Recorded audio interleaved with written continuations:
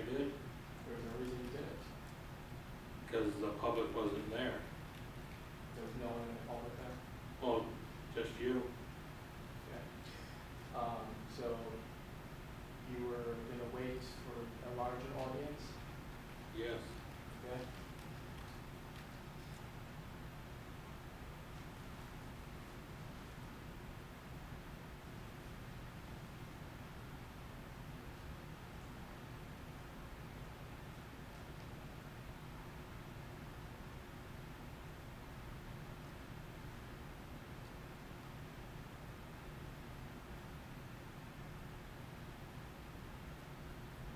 Could you please go to exhibit 25, page 108? I'm sorry, what is it? Exhibit 25, page 108.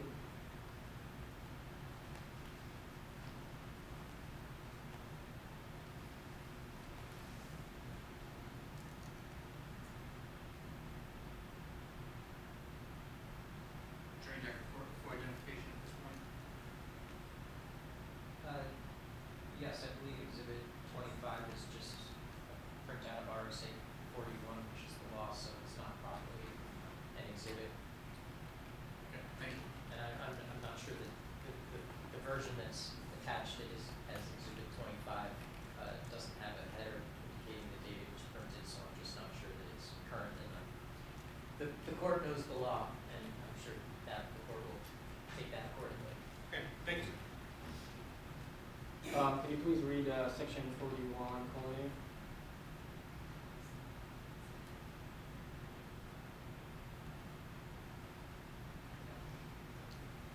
Every town at the annual meeting shall choose by ballot one selectman to hold office for 3 years.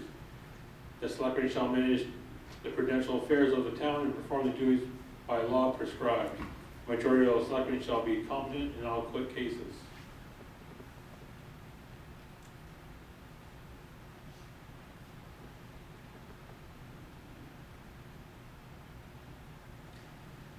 So you made an apology on the next meeting. That was, I believe, on July 2nd.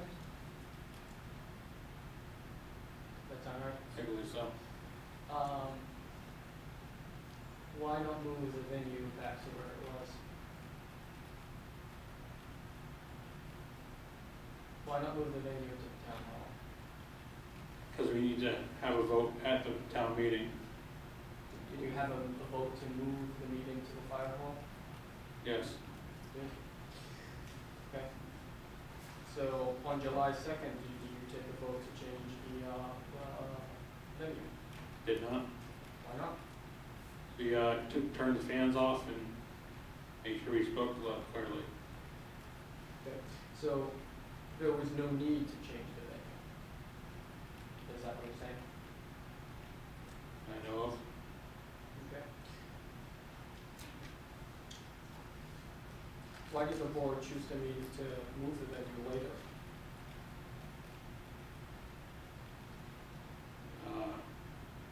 The repairs on town hall were done. We could, other than multiple people in the audience asking to. So you're saying until that point, the town hall was a non-optional venue to hold meetings? I didn't say non-optional. Okay, but you didn't choose to move the meeting back to the town hall when it was already clear that the construction was over.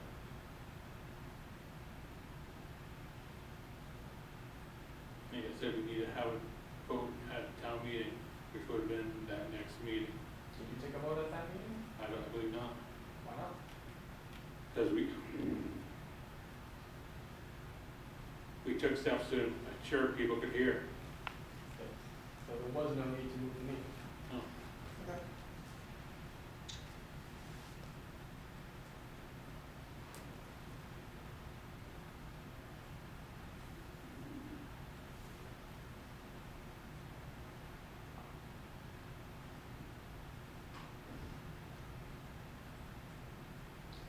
Were any of the decisions on June 18th, did you have any issues making any decisions that day?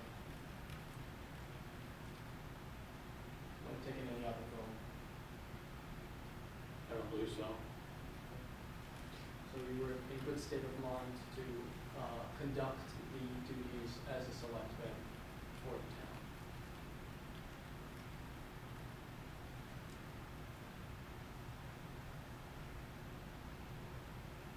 I believe so. Okay.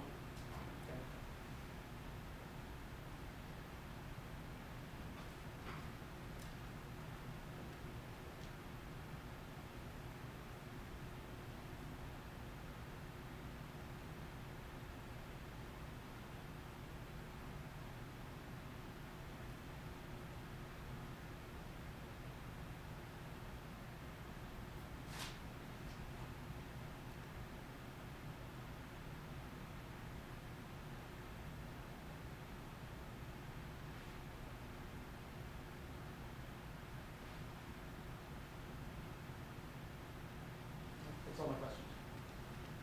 Okay, thank you, Tree Director. Morning, Mr. Hubbard.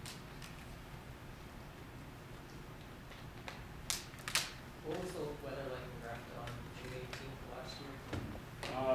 90+ degrees Was that all day long?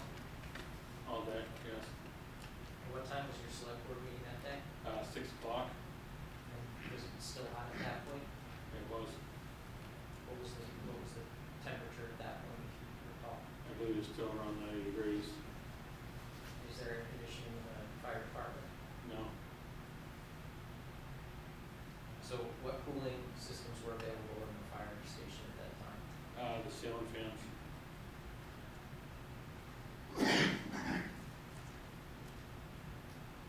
There's some questions about use of that as a meeting space. Are you aware whether previous select boards have ever held meetings in the fire station? They have. Can you expand upon that? How frequently meetings at the fire station has been used for select board meetings in the past? Back in 2013, they were held there, every meeting, 2 times a month. And is the fire station ever been used for town meeting deliberative sessions? Every year. Every year. So is it fair to say that's a common place for public meetings to be held in the town of Grafton? Yes. During that meeting on June 18th, we saw video clips where Mr. Abraham stated he was having difficulty hearing. From your observation of the room, was your voice and the voice of the other selectmen audible to other people in attendance? From where I was sitting, we were audible. I couldn't tell from where they were sitting. Were you able to hear clearly the voices of the members of the public that were in attendance when they spoke to you? I was. Okay. What was the arrangement of that select board meeting? The select board was seated around a circular table, correct? Yes. And how far was the audience from the circular table where the select board was seated? Between 5 and 10 feet. Is that, and so the first row of chairs for public seating was, in your estimation, about 5 feet from the select board's table? Around there. Okay. Was Mr. Abraham sitting in the front row? He was sitting off to the side. How far off to the side? 5 or 10 feet. Okay. Were there additional seats available in the front row closer to the table? No. The front row, then rows behind those. Okay. Were all the seats in the front row filled? No. Okay. So could Mr. Abraham have moved closer to the table? Yes. Okay. And he moved his camera closer to the table, correct? He did. And at the time he moved his camera closer to the table, do you recall overhearing in the video Mr. Darrow saying something at the time the camera was moved closer to the table? Yes. Do you recall what he suggested? No. I'll move on. Is that when you asked when everyone could hear him? That was later. I'm referring to when Mr. Abraham moved the Darrow's voice could be overheard on the video recording. Saying something about the microphone, do you recall that? I do not. Okay.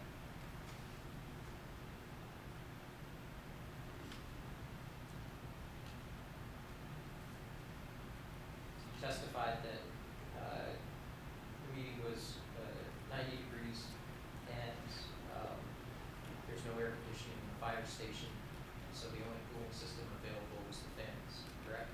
Yes. And you were reluctant to turn the fans off because that would make the meeting much more uncomfortable, is that correct? Yes.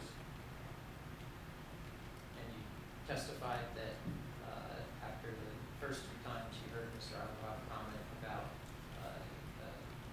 having a difficulty hearing, you testified that you raised your voice, correct? I did. And in fact, at points later in the meeting, for example, at the last clip shown at 52:20, when you were reading the letter from the property tax auctioneer, you raised your voice for that, and that's clearly heard on video, correct?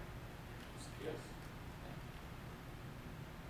And referring back to the clip played from minute 39:50, that was the point where Mr. Darrow, our representative, was the one who said, "Could you hear us?" Do you recall that moment in the video? Yes. And why did you understand that Mr. Darrow said that? To make sure we could hear him. Okay. To whom was he speaking when he asked that? I speak to the public. In particular, was there any person in particular, or was it to the public at large? Strictly to Ms. Leeway Fawcett and Maureen O'Reilly. I'm sorry, say that last second again. Maureen O'Reilly. Okay. And where were Ms. Posick and Ms. O'Reilly sitting? Maureen was sitting in the front row, second seat in. Leeway was sitting in the next row back on the far left. Okay. And I think we heard in one of the comments was that they could hear Mr. Darrow clearly and they were having a little more difficulty hearing you. Do you recall hearing that in the video? Yes. Okay. And was there a comment made about your hand being in front of your mouth? Yes, And after that, did you move your hand in an attempt to speak in a louder voice? I did. When was the next select board meeting, other than your non-public meeting on June 21st? When was the next regular public meeting at the fire station? I believe it was 2 weeks after. Would it have been July 2nd? Yes. Okay. At that July 2nd meeting, did you address the concerns about your speech being audible at the meetings? I did. And what did you say at that meeting? I apologize for saying what I had said. Said we will keep the fans off or at least down very low. We'll speak up and I will keep my hands away from my mouth. Did the select board take other steps to address Mr. Amarado's concerns about the audibility of your speech on June 18th?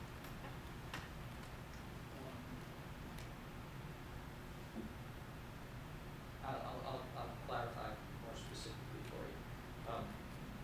The select board did vote to move the location of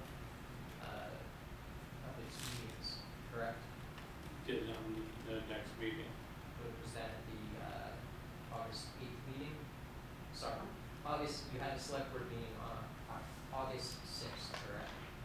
Had one on July 2nd and should have one on July. I think it was our second one in July. The second one in July was back at the town hall. That's when we voted to go back to the town hall. And August was our first time back to the town hall. All right, so August 6th was your first time back to the town office.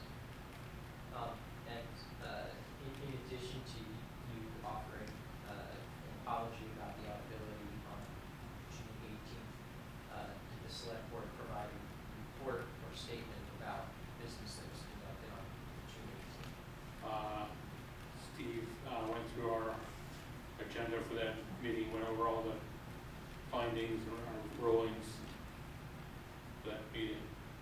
Okay, and, the minutes of your meeting from June 18th were published and have been available since shortly after the June 18th meeting, correct? Yes. And then the minutes of the meeting where Mr. Darrow reported on what previously occurred at the June 18th meeting, Mr. Darrow's report is reflected in the meeting minutes of that meeting, correct? Yes. And the minutes of that meeting have been publicly available since shortly after that meeting. Yes. At one point, in your direct examination, you testified that you were agitated on, June 18th. Can you explain more about why you felt agitated? So all day I spent my time on a tractor putting 400 bales of hay, 90-degree weather, came to a meeting to 90-degree weather in a big box. And all our meetings, we hear people saying, we can't hear this, that, trying to interrupt us.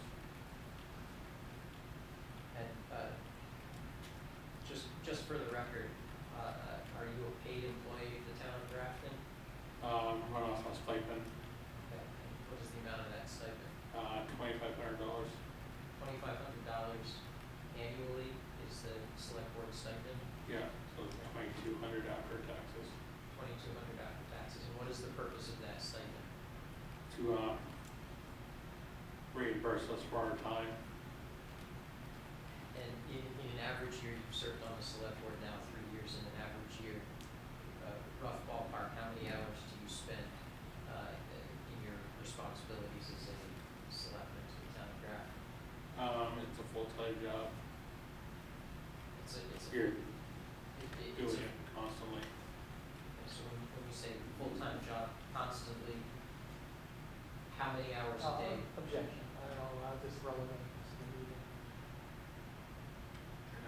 We're still discussing, this is relevant to Mr. Voigt's agitation and state of mind at the June 18th meeting. If you bring it into question, his conduct during the entire year. No.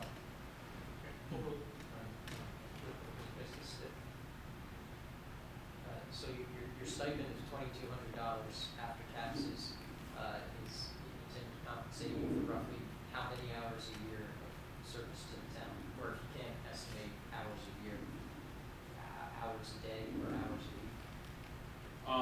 Daily, it can go from 2 hours to 8 hours, depends on the day and what's going on.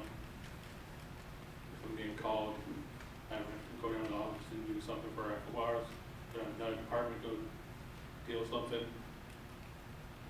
So, 2 to 8 hours, depending on the day, $2,200 for the year. That's not very much if you were to calculate an hourly rate, is it? You know, Essentially, you're not being fairly compensated for your time as a select board member. I went into it not knowing that their pay wasn't high. You're providing volunteer service to the town of Grafton, as are the other select board members, Yes, correct? we are one of the lowest paid select boards in the area. That's right. So after a full day working out in the fields in the hot sun, you came to a select board meeting where it was very warm and you were looking to proceed with that meeting expeditiously, correct? It was.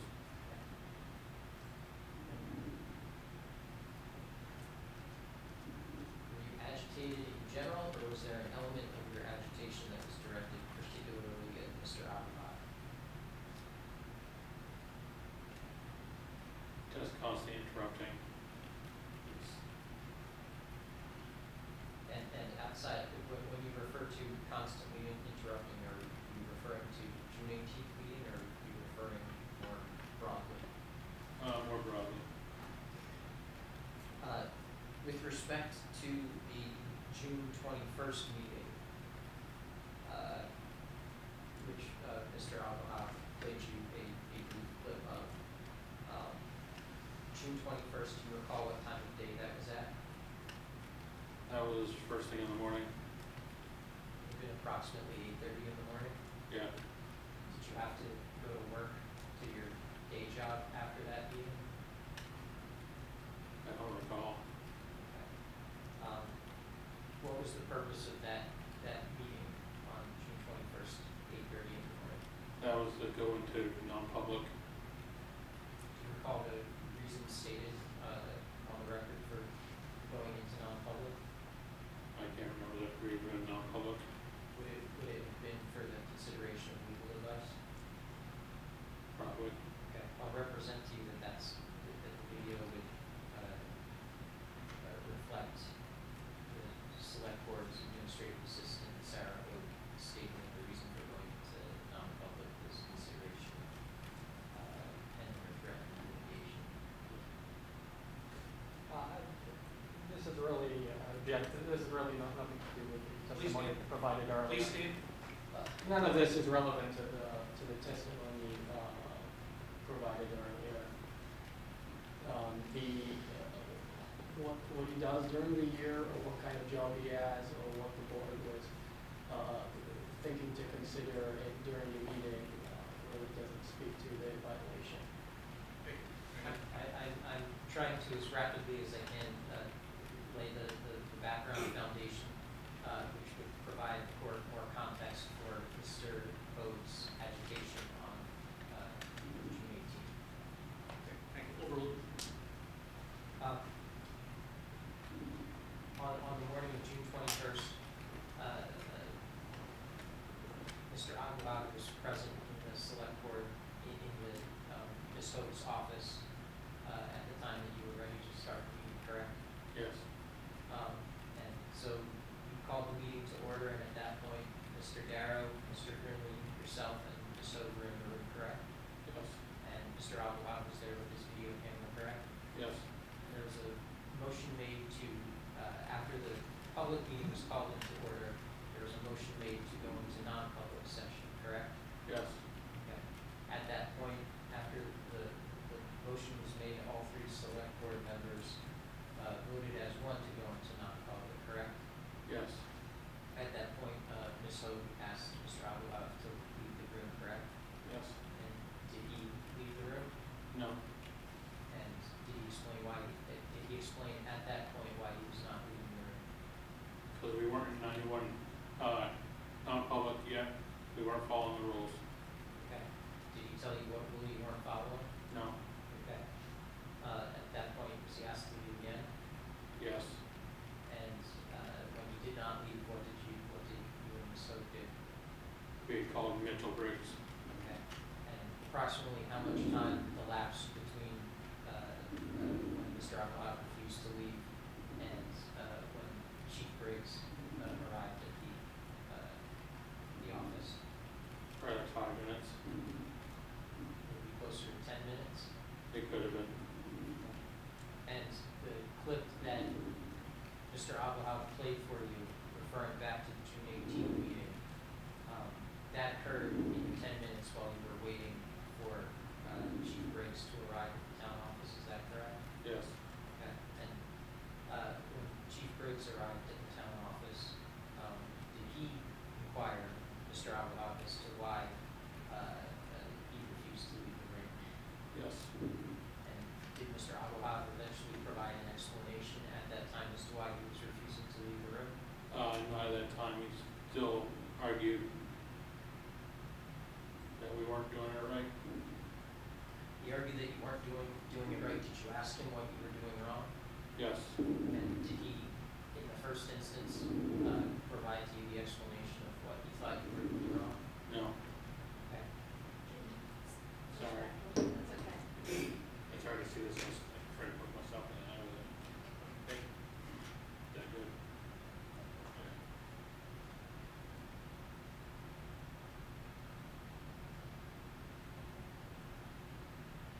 Did Mr. Aguilar eventually, at Chief Briggs' urging, specifically state what he believed you were doing wrong? Yes. And what was that explanation? We didn't do a roll call vote to go to non-public. Okay. And agenda at that point was a non-public session, correct? Yes, And all three members of the select board were in the room, correct? yes, And all three members raised their hand and said aye when called for the motion to go into non-public session, correct? yes. Okay.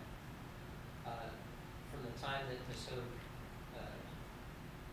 from the time that that vote to go into non-public session occurred, to the time that Mr. Abuhav disclosed that his concern was that you had not done a roll call vote, how long did that take? 15 minutes. Okay. So that was 15 minutes on a workday morning, when you were trying to have a non-public, and Mr. Abuhav delayed, in your estimation, 15 minutes, refusing to leave because he believed you had not done a roll call vote, but did not tell you that you hadn't done a roll call vote. Is that correct? Yes. Is that occurrence representative of other experiences that you and the select board have had with Mr. Abuhav?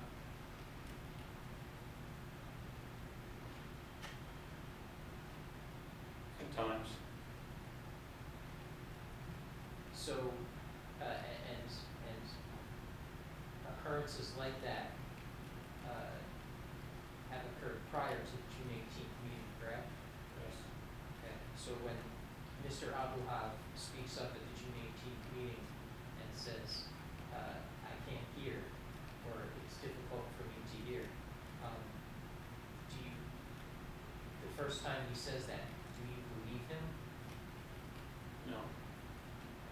And why would you not believe him? I took it as just a foreign way to disrupt the meeting.